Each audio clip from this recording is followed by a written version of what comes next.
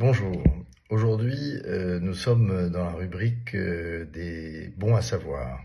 L'article L3245-1 du Code du travail, ça ne vous dit sans doute rien, mais ça vaut la peine de le lire et de le lire plusieurs fois. Il ne comporte que 2 phrases et elles décrivent le délai de prescription des demandes de rappel de salaire. Et évidemment, dans les rappels de salaire, il y a aussi les heures supplémentaires.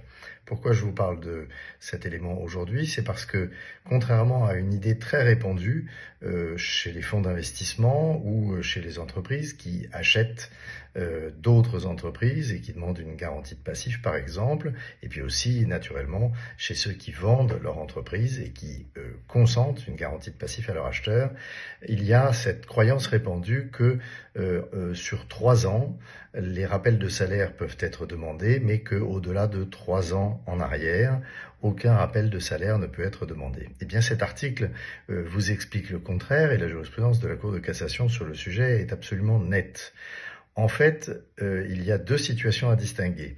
Pour les salariés qui sont encore en poste, effectivement, le rappel de salaire ne peut porter que sur les 3 années qui précèdent le jour où ils saisissent une juridiction pour demander un rappel de salaire, donc un conseil de prud'homme, donc 3 ans à compter du jour où ils saisissent.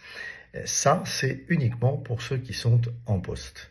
Mais ceux qui ont quitté leur poste, voilà ce que dit la Cour de cassation.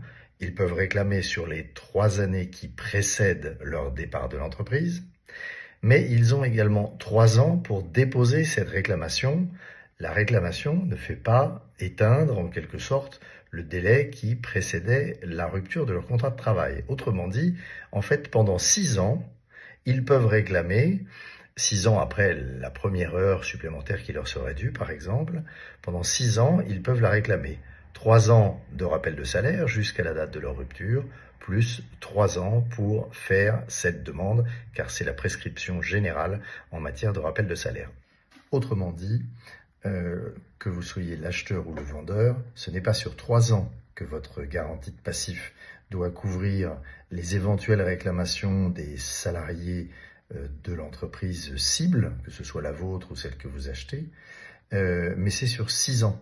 Car ceux qui sont partis, en effet, depuis 3 ans moins 1 jour, peuvent demain matin saisir les tribunaux pour demander un rappel de salaire sur les 3 ans qui précédaient leur départ il y a 3 ans, donc sur 6 ans.